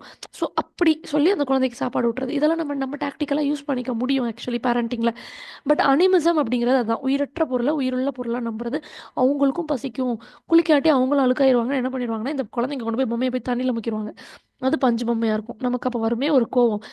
நம்ம ஏன் கோவப்படுறோம்னா, நமக்கு அதுக்கு பின்னாடி இருக்க அந்த குழந்தையோட மூளை வளர்ச்சி, அந்த குழந்தை அந்த மூளைக்குள்ள என்ன யோசிக்கும் அப்படிங்கிறது நமக்கு தெரியல. சப்புன்னு ஒரு அடி விழும் அந்த குழந்தைக்கு. அந்த குழந்தை இத மாரி ஒரு ராட்சசியான அம்மாவை நான் பார்த்ததே இல்ல அப்படின்னு சொல்லிட்டு போயிரும். அப்படிதானே? ஸோ உண்மை என்னன்னா, நம்ம அவங்க மனநிலை, அவங்களோட வளர்ச்சி தரத்திலிருந்து நம்ம புரிஞ்சுக்கிறது இல்ல. ஸோ இதுதான் அனிமிசம். அடுத்து ஈகோசென்ட்ரிசம். ஈகோசென்ட்ரிசம் நான் சொன்ன மாதிரி நான் என்னுடையது அப்படிதான் அந்த குழந்தைங்க யோசிப்பாங்களே தவிர, அடுத்தவங்களோட கண் பார்வையிலிருந்து அவங்களால யோசிக்க தெரியாது. அதே மாதிரி மென்டல் ப்ராசஸான இப்போ மேத்தமெட்டிக்கல் ஆப்ரேஷன், அடிஷன், சப்ராக்ஷன் இதெல்லாம் பெரிய அளவில் அவங்களுக்கு வராது. பட் அப்போ தான் கொஞ்சம் கொஞ்சம் வந்து அவங்க டெவலப் பண்ணுவாங்க. கொஞ்சம் கொஞ்சம் வந்து அந்த 1 + 1 2 அதெல்லாம் அப்போ தான். இல்லை 2 + 3 5 5 + 5 10 இந்த மாதிரி ஒரு சில ஸ்டாண்டர்டான ஒரு சில விஷயங்களை மட்டும் அவங்க வந்து செஞ்சு பார்ப்பாங்க. கைவிட்டு பொறுமையாக எண்ணி, ஒரு 6 வயசு குழந்தை 7 வயசு குழந்தை கைவிட்டு பொறுமையாக எண்ணி தான் சொல்லும். அவ்வளோதான். ஓகே. அதுவும் சப்ராக்ஷன் கேட்டிங்கன்னா முடிஞ்சு, மேக்ஸே பிடிக்கல அப்படின்ட்டு போயிடும். ஏன்னா அந்த வயதில் என்ன புரிதல் தன்மை இருக்கோ அதுதான் அவங்களுக்கு. ஓகேவா? ஸோ இது நம்ம இதுக்கு முன்னாடி பார்த்து எல்லாமே வந்து pre operational stage. Okay. Egocentrism, சின்ன சின்ன மேத்தமெட்டிக்கல் ஆப்ரேஷன் தான் போட முடியும். லாஜிக்கல் ரீசனிங் வராது. டிரான்ஸ்டியூசிவ் ரீசனிங் தான் வரும். டிரான்ஸ்டியூசிவ் ரீசனிங்னா அவங்க கற்பனையினால அவங்களா ஒரு காரணத்தை தேடிப்பாங்க. தர்க்க ரீதியாக உண்மையான காரணம் என்னங்கிறத தேட மாட்டாங்க. ஆனால் அவங்களா கற்பனையால் ஒரு காரணம் தேடிப்பாங்க. இர்ரிவர்சிபிலிட்டி, அதுக்கப்புறம் வந்துட்டு மொழி வளர்ச்சி இதெல்லாம் கீட்டம். இதெல்லாம் வந்து செயலுக்கு முற்பட்ட நிலையோட கீட்டம். ஈகோசென்ட்ரிக் அண்டு இதை நம்ம பார்த்தது எல்லாமே கீட்டம். இப்போ இந்த கீட்டம்க்கு எல்லாத்துக்கும் அப்படியே வந்து மாறுதலாக இருக்கிறது தான் வந்து நம்ம கான்க்ரீட் ஆப்ரேஷனல் ஸ்டேஜ். புரியுதுங்களா? இப்போ இந்த 2 வயது 7 வயது குழந்தைகிட்டையோ இல்லை அந்த 3-4 வயது குழந்தைகிட்டையோ இப்படி 2 கோடு போட்டுட்டு இதில் யார் பெருசு அப்படின்னு கேட்டால் அவங்களுக்கு சொல்ல தெரியாது. அவங்களுக்கு இதில் யார் பெருசு யார் சிறுசுன்னு சொல்ல தெரியாது. சரிங்களா? இப்போ இந்த ஒரு தட்டில் இங்கே இப்படி 5 பிஸ்கட் வச்சுருப்பீங்க. இங்கே ஒரு தட்டில் ஒரே இடத்துல இப்படி 5 பிஸ்கட் மேலே மேலே வச்சுருப்பீங்க. அந்த குழந்தைகிட்ட எது வேணும்னு கேட்டால் இதுதான் வேணும்னு சூஸ் பண்ணும். ஏன்னா அந்த குழந்தைக்கு இப்படி பரப்பி வச்சுருக்கும் போது நம்ம நிறைய பிஸ்கெட் வச்சு கொடுக்குற மாதிரி தோணும். புரியுதுங்களா? அதே மாதிரி இப்போ இப்படி ஒரு டம்ளர் இருக்குன்னு வச்சுக்கோங்களேன். இந்த டம்ளர்லேயும் இவ்வளோ தான் பால் ஊற்றிருப்போம். இப்போ இந்த மாதிரி பெரிய டம்ளர் இருக்குது, இதுலேயும் நம்ம இவ்வளோ பால் ஊற்றிருப்போம். ஆனால் அந்த குழந்தை டம்ளர் சைஸ் எல்லாம் வச்சு அதுக்கு தெரியாது இல்லையா? இப்போ உண்மையிலே சைஸை வச்சு நம்ம பார்க்குறோம் அப்படின்னா பெரிய டம்ளர் தான் எனக்கு அப்படி சொல்லி எடுத்துப்பாங்க. அது வந்து 7 வயதிற்கு மேலே இருக்க குழந்தைங்க. 7 வயதிற்கு கீழே இருக்க குழந்தைங்களுக்கு இந்த டம்ளரோட சைஸ் எல்லாம் தெரியாது. ஓகே. எது இப்படி நிறைய இப்படி கொட்டுதோ அதுதான் அவங்களுக்கு. அப்படி அப்படி அவங்க எடுத்துப்பாங்க. ஓகே. 2ம் ஒரே அளவு தான். டம்ளர் சைஸ் மாறினாலும் 2ம் ஒரே அளவு தான். அப்படியெல்லாம் அந்த குழந்தைங்களுக்கு புரியாது. ஓகே. இன்னொன்று நம்ம என்ன பண்ணியிருப்போம் தெரியுமா? இப்போ டம்ளர் சுடுமேன்னு சொல்லிட்டு குழந்தைக்கு பாலாத்தி கொடுக்கும்போது ஃபுல்லாக பால் ஊற்றாமல் இவ்வளோ பால் ஊற்றி கொடுப்போம். அந்த குழந்தைங்க என்ன பண்ணுவாங்க? எனக்கு நிறைய வேணும்னு கேட்பாங்க. விச் மீன்ஸ் அவங்களுக்கு இந்த இடத்துல கேப்பாக இருக்கிறது பிடிக்காது. அதனால அப்படி கேட்பாங்க. ஓகே. இன்னும் என்ன பண்ணுவோம்னா, நம்ம தட்டில் சாப்பாடு வைக்கும்போது இப்படி இப்படி வைப்போம். தட்டில் சாப்பாடு இப்படி வைப்போம். அப்போது எனக்கு நிறையா வைன்னு அந்த குழந்தைங்க அடம் பிடிக்கும். நமக்கு நிறையாங்கிற வார்த்தைக்கு நம்மளோட வார்த்தையோட அர்த்தம் வேறு, அந்த குழந்தையோட வார்த்தையோட அர்த்தம் வேறு. இப்போ தான் அந்த குழந்தையோட அண்ணனோ அக்காவோ என்ன பண்ணுவாங்க தெரியுமா?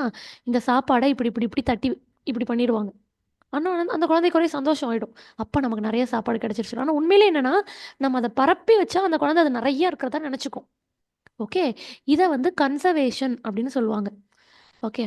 ஸோ 2மே ஒரே அளவு தான். ஆனால் அந்த ஒரே அளவு தான் அப்படிங்கிறது அந்த குழந்தைக்கு புரியாது. ஓகே. அதே மாதிரி யாரை விட யார் லாங்கராக இருக்கா, லாங்கர் தேன், ஷார்ட்டர் தேன் இதெல்லாம் அந்த குழந்தைக்கு புரியாது.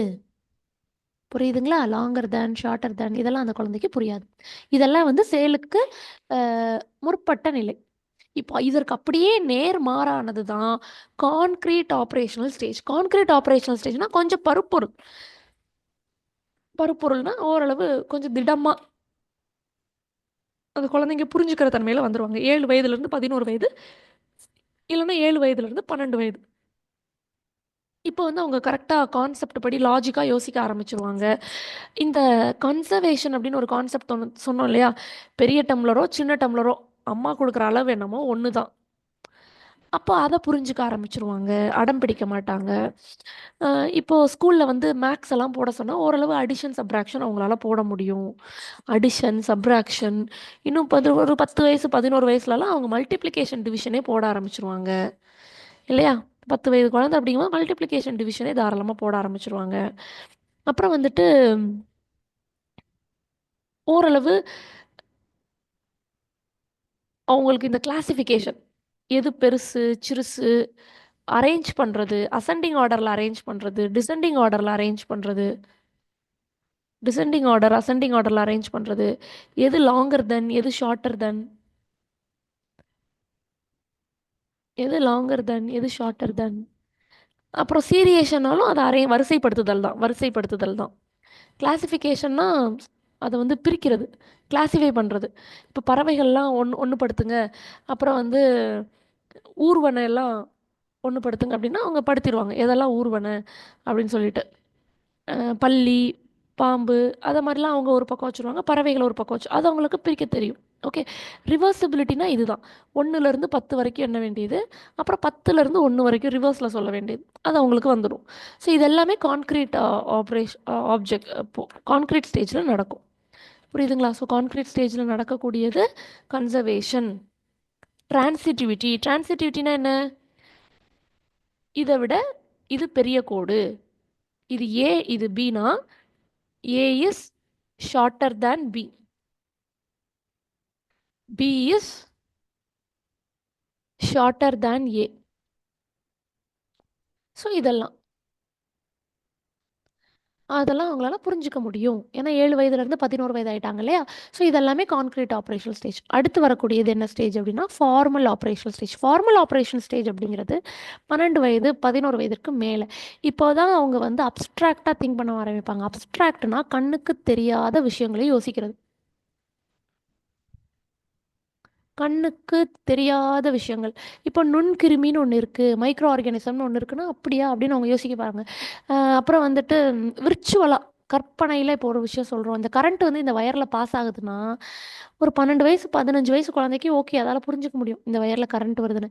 ஒரு 6 வயசு 7 வயசு குழந்தைக்கு புரியுமா? இந்த வயரில் கரண்ட் போகுது, இது வழியால் எலக்ட்ரான்ஸ் நகர்ந்துக்கிட்டு இருக்கு, எலக்ட்ரான்ஸ் நகர்றதுனால தான் நம்மளால் இதெல்லாம் பண்ண முடியுதுன்னா அந்த குழந்தைக்கு புரியுமா? அப்படி புரியாது.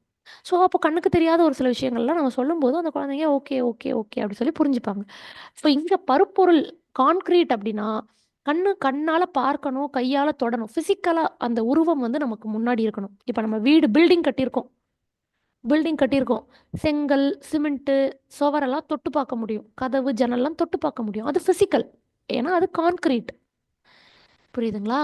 இதே நான் கம்ப்யூட்டரில் வெப்சைட் கட்டியிருக்கேன், அதை வந்து உங்களால் கையில் செங்கல் கதவு ஜன்னல்லாம் தொட்டு பார்த்த மாதிரி கம்ப்யூட்டரில் இருக்க வெப்சைட்டை தொட்டு பார்க்க முடியாதுல்ல. ஏன்னா அது அப்ஸ்ட்ராக்ட். அதுக்கு பின்னாடி கோடிங் எழுதியிருக்கேன்பாங்க. கோடிங் எங்கன்னு காமிச்சா அது நமக்கு ஒன்றுமே புரியாது, அது அப்படியே இருக்கும். அது இந்த கோடிங் எல்லாம் எப்படி கம்ப்யூட்டர் புரிஞ்சுக்குதுன்னா அது 0101 புரிஞ்சுக்குதுமாங்க. அது அப்படி போக போக எல்லாம் கண்ணுக்கு தெரியாமல் தானே போயிட்டே இருக்குது. ஸோ இதெல்லாம் நம்ம புரிஞ்சு படிக்கிறதுக்கு 12 வயசுக்கு மேலே ஆகும். அப்போ தான் கம்ப்யூட்டர் சயின்ஸ்லாம் ஃபிசிக்ஸு கெமிஸ்ட்ரி அது எல்லாத்தையும் அந்த 6th ஸ்டாண்டர்டுக்கு மேலே இன்ட்ரடியூஸ் பண்ணுறாங்க. அப்ஸ்ட்ராக்டாக கண்ணுக்கு தெரியாத ஒரு விஷயம். நம்ம பிளான்ட் செல் எப்படி இருக்குது, அனிமல் செல் எப்படி இருக்குது, நம்மளோட டைஜஸ்டிவ் சிஸ்டத்துக்குள்ளே உள்ளே போனீங்கன்னா அந்த குடலில் எப்படி வந்து சாப்பாடெல்லாம் செமிக்குது, ஒரு இலையில் அந்த பச்சையம் குளோரோஃபில் எப்படி வந்து நமக்கு சாப்பாடு கிடைக்குது, மரம் வந்து எப்படி வந்து இதை கன்வெர்ட் பண்ணுது, இதெல்லாம் சொன்னோன்னே அப்படி நமக்கு புரிஞ்சிருமா? ஏதோ இப்போ புரியுது. இப்போ வந்து நிறைய அனிமேஷன் வீடியோலாம் இருக்குது, போட்டு காமிச்சு குழந்தைங்களுக்கு புரிய வச்சிடறோம். ஆனால் இதெல்லாம் என்னமோ அப்ஸ்ட்ராக்ட் தானே, விர்ச்சுவலாக. அப்போது ஓகே, இப்போ இந்த காலகட்டத்தில் குழந்தைங்கள்ட்ட போய் ஃபிலாசபி பேசினீங்கன்னா புரியும். குழந்தைங்கள்ட்ட எது நல்லது எது கெட்டது, இந்த சமுதாயம்னா என்ன, அரசியல்னா என்ன, இதெல்லாம் பேசுனீங்கன்னா அந்த குழந்தைக்கு புரியும். சரிங்களா? ஓகே. ஸோ இந்த இடத்துல குழந்தைங்க வந்து லாஜிக்காக யோசிக்க ஆரம்பிச்சிருவாங்க. இதுதான் டிடக்டிவ் லாஜிக். இப்போ தான் வந்து அந்த பருவநிலையை அடைய ஆரம்பிப்பாங்க. 2ஆம் கட்ட பருவம்னு சொல்லுவோம் இல்லையா? ஆண் குழந்தைங்களா இருந்தாலும் பெண் குழந்தைகளா இருந்தாலும் அந்த டீனேஜ்குள்ளே வர ஆரம்பிப்பாங்க. பருவநிலை அடல்ட்ஹுட்டை வர ஆரம்பிப்பாங்க. சரிங்களா? ஸோ கண்டிப்பாக உங்களுக்கு லாஜிக் இருக்கும், அப்ஸ்ட்ராக்ட் சர்க்கிள் பண்ணுறதெல்லாம் கீட்டம், டிடக்டிவ் ரீசனிங் இருக்கும்.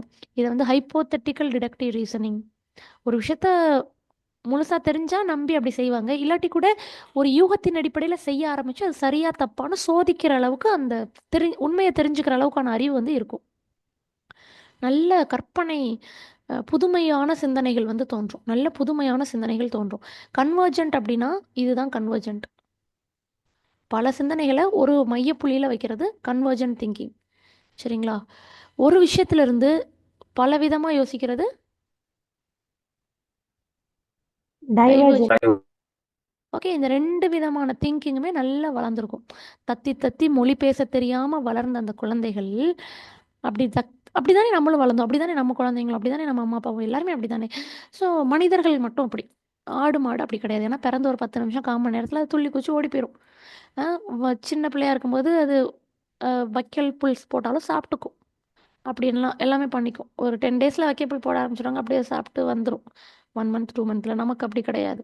நமக்கு வருஷக்கணக்காக பார்த்து பார்த்து வேக்சினேஷன் போட்டு இதை படிக்க வச்சு அதை படிக்க வச்சு 30 வயசு 40 வயசு ஆனாலும் அம்மா அப்பா தான் லைக் நமக்கு அப்படி தானே சப்போர்ட்டிவாகவே இருந்திருக்கும். ஈவன் இப்போ நமக்கு கூட வீட்டில் ஒரு அம்மா அப்பா இருந்தாங்கன்னா ஓகே, அம்மா அப்பாட்ட தான் குழந்தைய விட்டுட்டு உட்காந்து வீடியோ கிளாஸ் கவனிச்சு ஏன்னா பிகாஸ் அந்த சப்போர்ட் நமக்கு எப்போவுமே அது வந்து கைண்ட் ஆஃப் சோஷியல் பீயிங்னால அப்படி. ஓகே, ஸோ இதை தான் என்னன்னா அவர் வந்து ஸ்டேஜஸ் அப்படின்னு சொல்லியிருக்காரு. அடுத்து காக்னிட்டிவ் ப்ராசஸ். இந்த காக்னிட்டிவ் ப்ராசஸ் பொறுத்த வரைக்கும் ஸ்கீமா நான் சொன்னேன் இல்லையா, அடிப்படையான ஒரு கட்டமைப்பு. இது வந்து அந்த சின்ன வயதுலேயே உருவாயிடும். அப்பா ஏடிஎம் கூட்டு போறாரு, அந்த ஏடிஎம் மிஷினில் தானே காசு இருக்கு. திடீர்னு அந்த குழந்தை ஒரு நாள் ஒரு பொருள் கேட்கும், அப்பா அம்மாட்ட காசு இல்லைப்பா அப்புறமா வாங்கி தரேம்மா, அப்பாட்ட காசு இல்லாமல் அப்புறமா வாங்கி தரேம்மா. வாங்க அங்கே தான் காசு இருக்குல்ல, அங்கே போய் எடுத்துப்போம். எங்கே காசு இருக்கு, நம்ம வீட்டில் எங்கேயோ இருக்குது போல், அதை அந்த குழந்தை பார்த்து சொல்லுது போல் நம்ம நினைப்போம். அந்த குழந்தை ஏடிஎம் சொல்லும், அதான் அங்கே அன்னைக்கு பைக்கில் போனோம்ல, அங்கே எடுத்தீங்கல்ல காசு, அங்கே போய் எடுத்துப்போம். அப்படியே அதுக்கு அக்கௌண்ட்டில் இருந்தால் தான்டா அங்கே வரும். அந்த குழந்தைக்கு அதுக்கு பின்னாடி இருக்கிற ப்ராசஸ்லாம் புரியாது. ஸோ அடிப்படையாக அந்த குழந்தைக்கு ஒரு ஸ்கீமா வந்து உருவாகிருக்கும். அது வந்து நம்மளை பார்த்து பழகி அப்புறம் அந்த மாதிரி லைக் நம்ம சொல்கிற எல்லா விஷயங்களுமே நம்ம அடிப்படையாக ஒரு ஸ்கீமால தான் உருவாக்கியிருப்போம். இப்போ நமக்குமே வந்து கம்ப்யூட்டர் சயின்ஸ்னால் என்னென்னு சொல்லி கொடுத்தாங்க, அது ஒரு மிஷின், மனுஷங்க செய்கிற வேலையை குறைக்கும் அப்படின்னாங்க. ஆமாம், கரெக்டு. அது ஒரு மிஷின் தான், மனுஷங்க செய்கிற வேலையை நல்லா குறைச்சிடுச்சு. முன்னாடிலாம் அக்கௌண்ட்ஸ் எல்லாம் எழுதினா ரொம்ப கஷ்டம். இப்போலாம் அக்கௌண்ட்ஸ்லாம் டேலி ஈஸியாக ஃபார்முலா போட்டு சாஃப்ட்வேர் இருக்குது பார்த்துட்றாங்க. கடையில் வந்து எத்தனை பொருள் கணக்கு வச்சுருக்கோங்கிறது அவங்களுக்கு தெரியாது. இப்போலாம் வந்து கம்ப்யூட்டரில் லெட்ஜர் மாதிரி ஏற்றிடுறாங்க. அது அவங்களுக்கு ஈஸியாக ஒரு பொருள் வெளியே போக போக பார்கோடில் ஸ்கேன் பண்ணி கொடுக்குறாங்க. வேலையெல்லாம் நல்லா குறைச்சிருச்சு, ஒன்றுமே பிரச்சனை இல்லை. ஆனால் நமக்கு இவ்வளோ தான் தெரியுது கம்ப்யூட்டர் பற்றி. ஆனால் இப்போ என்னென்னா வந்து ஏஐ டெவலப் பண்ணியிருக்காங்க. ஏஐ அப்படிங்கிறது மனுஷங்களை ரீப்ளேஸ் பண்ணும் அப்படிங்கிறாங்க, அப்படி என்னென்னமோ சொல்கிறாங்க. பட் நமக்கு அதை கம்ப்யூட்டரை பற்றின அடிப்படை புரிதல் என்னென்னா, இந்த 6th ஸ்டாண்டர்ட் 6ஆம் கிளாஸ் புத்தகத்தில் வந்து சார்லஸ் பாபேஜ் வந்து 2-3 ரூமுக்கு கம்ப்யூட்டர் வச்சுருப்பாரு. பெரிய பெரிய வயர் கேபிளாக இழுத்துருப்பாரு. அந்த ஒரு படம், அப்புறம் நம்ம யூஸ் பண்ணுற செல்ஃபோனும் கம்ப்யூட்டரும், அந்த ஒரு படம். இந்த 2 படம் தான் நம்ம மண்டைக்குள்ளே நிற்கும். இது போக எக்ஸ்ட்ரா பாயிண்ட் யாராவது சொன்னாங்கன்னா அப்படியா அப்படின்னு கேட்டுக்க வேண்டியது தான். ஸோ அந்த எக்ஸ்ட்ரா பாயிண்ட்ஸ்லாம் நான் வந்து ஆட் பண்ணிக்க வேண்டியது தான். ஸோ பேசிக் ஸ்கீமா அப்படிங்கிறது அடிப்படையான ஒரு விஷயம். இப்போ ராக்கெட்டை பற்றி ஒரு சயின்டிஸ்ட் பேசுகிறார், நமக்கு எவ்வளோ புரியும்? ஒரு 2-3 பாயிண்ட், 2-3 பாயிண்ட் தான் புரியும். அதுக்கப்புறம் அவர் என்ன பேசுனாலும் பிகாஸ் நம்மளோட ஸ்கீமாவை எவ்வளோ தூரம் டெவலப் பண்ணிக்கிறோமோ அவ்வளோக்கு அவ்வளோ தான் நம்மளோட அறிவு வளரும். நம்ம ஸ்கீமாவை எவ்வளோக்கு எவ்வளோ டெவலப் பண்ணுறோமோ அவ்வளோக்கு எவ்வளோ நம்மளோட அறிவு வளரும். சரியா? ஓகே. அதுக்கப்புறமா இப்போ நமக்கு அதில் இன்னும் இன்டெப்த்தான ஒரு சில விஷயங்கள் வேணும் அப்படின்னா நம்ம அதை சார்ந்து படித்து நம்ம அந்த ஸ்கீமாவை டெவலப் பண்ணிக்கணும். அதான் உண்மை. ஓகேவா? நம்ம அதை சார்ந்து படித்து அந்த ஸ்கீமாவை டெவலப் பண்ணிக்கணும். ஃபைன். இப்போ இதில் அசிமிலேஷன், அக்காமடேஷன் அப்படின்னு 2 உண்டு. Assimilation, accommodation. So what is accumulation, what is accommodation? ஏதாவது ஐடியா இருக்கா? Ma'am, assimilation trying to adapt to the particular situation, ma'am. Trying to understand the current situation, ma'am. And okay. accommodation is trying to adapt with the particular situation and going further in that particular situation, ma'am. Okay okay okay. இப்போது நம்ம ஒரு சின்ன குழந்தை இருக்காங்கன்னு வச்சுக்கோங்களேன். அந்த குழந்தைக்கு வந்து சாப்பாடு ஊட்டிகிட்டு இருக்கோம். அப்படி சாப்பாடு ஊட்டிகிட்டு இருக்கும்போது அந்த குழந்தை என்ன கேட்கும்னா, சாப்பாடு வாங்காத ஏதாவது பண்ணும். அப்போ நம்ம சொல்லுவோம், அங்கே பாரு மைனா வந்திருக்கு பாரு, உன்னை பார்க்க தான் அந்த மைனா வந்திருக்கு அப்படி சொல்லுவோம். அப்போது அந்த மைனாவை அன்னைக்கு காட்டிட்டோம். கரெக்டா? திரும்ப நம்ம என்ன பண்ணுறோன்னா 2வது நாள் போய் அதே மாதிரி சாப்பாடு ஊட்டுறோம். அந்த குழந்தை வந்து சாப்பாடை வாயில் வச்சுக்கிட்டு மை மை மைங்கும். அது அவ்வளோதான் சொல்லும். நம்ம வந்து ஓ என்ன மைனாவா அப்படி புரிஞ்சுக்கிட்டு நம்ம கேட்போம். மைனாவா அப்படின்னு சொல்லிட்டு. ஸோ அப்படி கேட்டா என்ன ஆகும் அப்படின்னா, ஆ 1 செகண்ட், 1 செகண்ட்.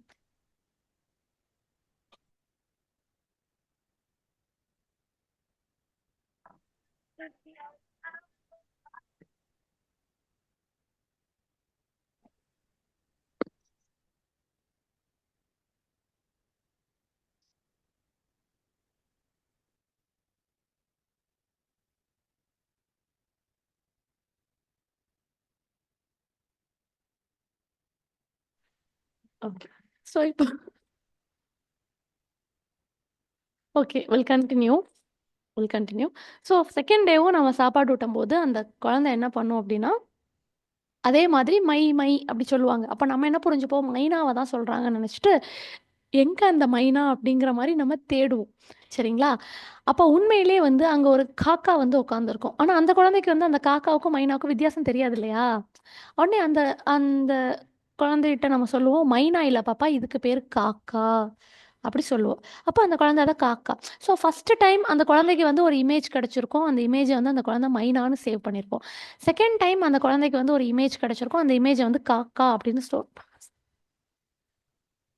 ஸ்டோர் பண்ணியிருப்பாங்க. ஸோ இந்த அந்த ஃபர்ஸ்ட்டு டைம் அவங்க ஸ்டோர் பண்றாங்க இல்லையா? இதுதான் ஸ்கீமா. அப்புறம் அந்த குழந்தை வந்து ஸ்கூலுக்கு போவாங்களா? ஸ்கூலுக்கு போம்போது அவங்க டீச்சர் என்ன சொல்லி தருவாங்க? பறவைகளோட பெயர்கள்லாம் சொல்லி தருவாங்க. இப்போ கிளி சொல்லி தருவாங்க.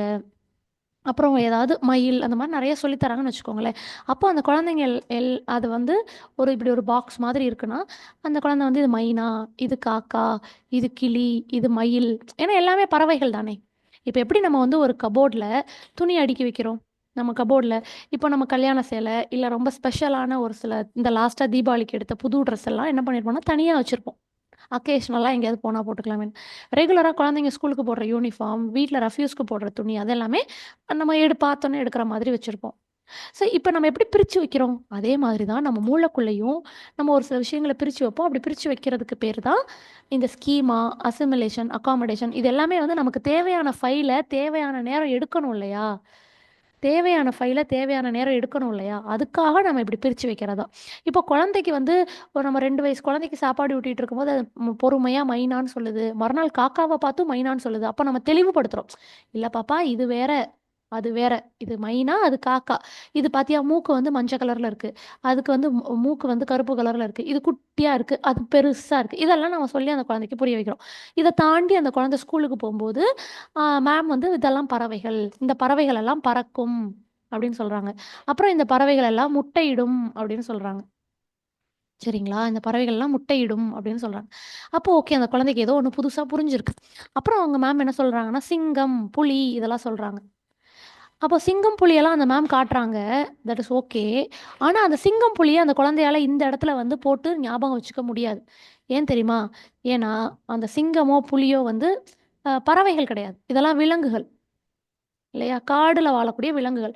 அப்போ இதுக்கு ஒரு புது டப்பா அந்த மூளைக்குள்ள உருவாகும். இப்போ இங்க வந்து சிங்கம், புலி, கரடி, ஓநாய் இப்படி ஏதாவது போட்டு வச்சுக்கும் அந்த குழந்தை. அப்போ இப்போ வந்து இந்த கிளிய இன்ட்ரோடியூஸ் பண்ணும்போது ஒரு புது பாக்ஸ். ஏற்கனவே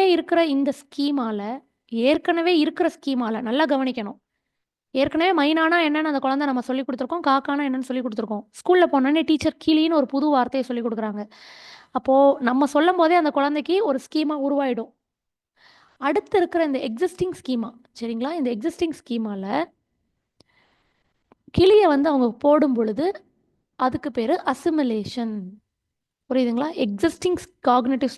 எக்ஸிஸ்டிங் ஸ்கீமால ஒரு விஷயத்த ஆட் பண்றாங்க அப்படின்னாலோ, இல்ல வந்து இதுல ஏதோ ஒரு விஷயம் சேஞ்ச் பண்றாங்க அப்படின்னாலோ, அது வந்து எக்ஸிஸ்டிங்கிற வார்த்தை ரொம்ப முக்கியம். அசிமிலேஷன். இப்போ இந்த சிங்கம், புலியெல்லாம் இதுக்குள்ள போட முடியாது. ஸோ நம்ம என்ன பண்றோம்? நியூ ஸ்கீமா உருவாக்குறோம். New schema.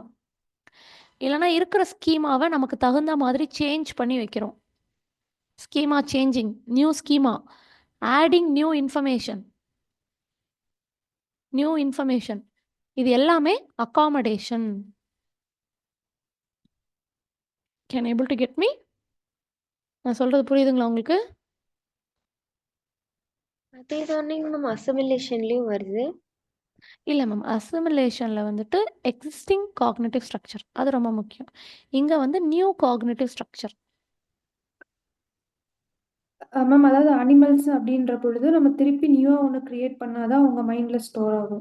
அந்த சின்ன வயசுல அப்படி ஸ்டோர் ஆகும். இப்போ நமக்கு புரியிற மாதிரினா நீங்க கம்ப்யூட்டர் வச்சோ, ராக்கெட் வச்சோ, இல்ல வேற ஏதாவது ஒரு சப்ஜெக்ட் வச்சோ நீங்க அதை யோசிச்சு பார்த்துக்கலாம்.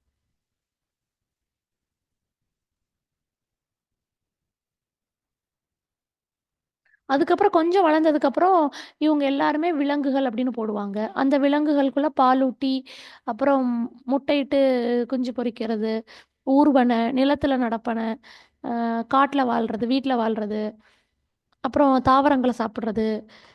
இப்படி இப்படி நெறைய கிளாசிஃபிகேஷன் ஒன்னொன்னுக்கும் நம்ம என்ன பண்ணுவோம்னா, ஒரு ஸ்கீமா உருவாக்கி அப்படியே அப்புறமா அந்த ஸ்கீமாவை இப்படி இன்டர்கனெக்ட் பண்ணி வைப்போம். குழம்பும் இல்லையா? குழம்பும். ஒரு இடத்துல ஒரு சில இடங்கள்ல நிஜமாவே குழப்பம் ஏற்படும். பறவைகள் எல்லாம் முட்டையிடும்னு சொல்லிட்டாங்க. பறவைகள் எல்லாம் பறக்கும்னு சொல்லிட்டாங்க. ஆனா கிவி வந்து பறக்க மாட்டேங்குது. ஆஸ்ட்ரிச் வந்து பறக்க மாட்டேங்குது. அப்படி சொல்லி ஒரு குழப்பம் ஏற்படும். அப்பதான் நம்ம சொல்லுவோம், ஆமாம்பா பறவைகள் எல்லாமே பறக்கும். ஆனா இருக்கிறதுலே ஆஸ்ட்ரிச்சும் கிவியும் தான் பறக்க தெரியாத பறவைகள் அப்படின்னு. சரி பறவைகள் எல்லாம் முட்டையிடும்னு சொல்லிட்டீங்க. அப்போ வௌவால் வந்து என்ன பண்ணுது? முட்டையிடாத பறவை. ஆமாப்பா அது ஒண்ணு மட்டும் எக்செப்ஷன். ஸோ இந்த மாதிரியான எக்செப்ஷன்லாம் அடுத்து நம்ம இன்டர்கனெக்ட் பண்ணுவோம். அப்போ ஒரு சில இடங்கள் குழப்பங்கள் வரும். அந்த குழப்பம் வரும்போது அந்த குழப்பத்தை நம்ம சரி செஞ்சுப்போம். அதுக்கு பேரு ஈக்விலிபிரியம். அதுக்கு பேரு ஈக்விலிபிரியம். புரியுதுங்களா? Is that clear? நான் சொன்னது புரிஞ்சுக்க முடிஞ்சதுங்களா? மேம் ஒன் சரியா சொல்லுங்க. அந்த ஈக்குலிபிரியம் மட்டும். அதாவது மேம் நமக்கு ஒரு குழப்பம் வரும் இல்லையா? அப்படி அந்த குழப்பம் வரும்பொழுது அந்த குழப்பத்தை தாண்டி நமக்கு ஒரு சரியான முதல்ல வந்து ஒரு குழப்பம் வரும். இப்போ புதுசா ஒரு விஷயம் படிக்கிறோம்னா அது முதல்ல கேட்கும்போது லைட்டா அப்படி ஒரு குழப்பமா இருக்கும். ஏன்னா நம்ம மூளைக்கு அப்பதான் அதை ஃபர்ஸ்ட் டைம் அந்த வார்த்தையை காது வழியால கேட்கிறோம். அப்படி அப்போ வந்து அந்த குழப்பம் வரும்போது ஒரு சரியான ஒரு புரிதல் வந்து அதுல ஏற்படும். சரிங்களா? இப்போ இந்த குழப்பத்துல இருந்து சரியான புரிதல் வருது இல்லையா? இதற்கு தான் ஈக்விலிபிரியம்னு பேரு. இதுக்கு வந்து டிஸ்ஈக்விலிபிரியம்னு பேரு. நான் சொல்றது புரியுதுங்களா? Yes ma'am. Am I clear to you? Yes. Yes. So இதைத்தான் வந்து அவர் சொல்லியிருக்கார். அந்த ஒரு தகவலும் எப்படி நம்ம சேர்த்து வைக்க முடியும் பாருங்க. இது ஒரு தகவலும் ஒரு மாதிரி இருக்கா? அது நம்ம எப்படி சேர்த்து வைக்க முடியும்? அது நம்ம வெளி உலக அனுபவம் கிடைக்க கிடைக்க கிடைக்க தான் அது உள்ள போய் ஒன்னொன்னா சேரும். புரியுதுங்களா? Is it clear? அதுக்கு தான் கற்றல் முக்கியம். Am I clear? Yes, ma'am. புது சூழல் வரும்பொழுது நீங்கள் சொன்னதும் சரிதான் மேம். புது சூழல் வரும்பொழுது அந்த சூழலுக்கு தகுந்தாற் போல் நம்ம ஒரு குழப்பம் ஏற்படும். திரும்ப அதில் ஒரு தெளிவு ஏற்படும். புதுசாக ஒரு விஷயத்தை கற்றுட்ருப்போம். புதுசாக ஒரு விஷயத்தை கற்றுக்கிட்டு இருக்கோன்னா அது உள்ளே போய் மண்டைக்குள்ளே போய் உட்காந்துச்சு அர்த்தம். திரும்ப ஒரு சூழல் உருவாகும். அதில் ஒரு விஷயம் நமக்கு தேவையானதை கற்றுட்ருப்போம். அந்த மாதிரி. Am I clear to this? So இதுதான் வந்து ஜியான் பியாஜேவோட தியரி. இப்படி தான் வந்து மூளை வளருது அப்படின்னு அவர் சொல்லியிருக்காரு. சரி இதெல்லாம் சொன்னாரே, இதெல்லாம் எதுக்கு சொன்னார் அப்படின்னா, குழந்தைகளை ஆக்டிவிட்டி ஒரு செயல்பாடு கொடுத்து தான் கல்வி கற்றுக்க வைக்கணும். ஆக்டிவிட்டி பேஸ்டாக தான் குழந்தைகளை கற்றுக்க வைக்கணும்னு சொன்னது அவர் தான். குழந்தைகளை நீங்கள் தனியாக விட்டீங்கன்னா அவங்களே புதுசாக நிறைய கண்டுபிடிப்பாங்க. அது சொன்னது அவர் தான். அவங்களே அவங்களோட ப்ராப்ளமை சால்வ் பண்ணி தைரியமாக அனலைஸ் பண்ணி அவங்க சூழல்களை அவங்களே கையாளுவாங்க. குழந்தைகளோட தார்மீக வளர்ச்சியும், தார்மீகம்னா ஒழுக்கம் சார்ந்த வளர்ச்சியும் அறிவு சார்ந்த வளர்ச்சியும் ஒன்றோடு ஒன்று தொடர்புடையது. அறிவு மட்டும்தான் வளரும், ஒழுக்கம் வளராது அப்படின்னா அது அது அது அறிவே வளராது. அதான் உண்மை. அறிவும் ஒழுக்கமும் தார்மீகமா ஒன்றோடு ஒன்று சேர்ந்து தான் வளரும். ஒன்றின் அடிப்படையில தான் இன்னொன்று வளரும். ஒழுக்கம் இருந்தால் தான் அறிவு வளரும். அறிவு வளர வளர தங்களை தாங்களே ஒழுங்குபடுத்தி கொள்வார்கள். இது வந்து ஜியான் பியாஜே சொன்ன முக்கியமான வார்த்தை. புரியுதுங்களா? ஓகே. ஸோ இதில் நம்ம ஜியான் பியாஜே சொன்னதை பார்த்துட்டோம். ஸோ நாளைக்கு கிளாஸில் திரும்ப நம்ம விகாட்ஸ்கி சொன்னதை பார்க்கலாம். பார்த்துட்டு நம்ம என்ன பண்ணலாம், 2 பேர்ல இருந்தும் கொஸ்டின் ஆன்சர்ஸ் டிஸ்கஸ் பண்ணலாம். ஃபைன்.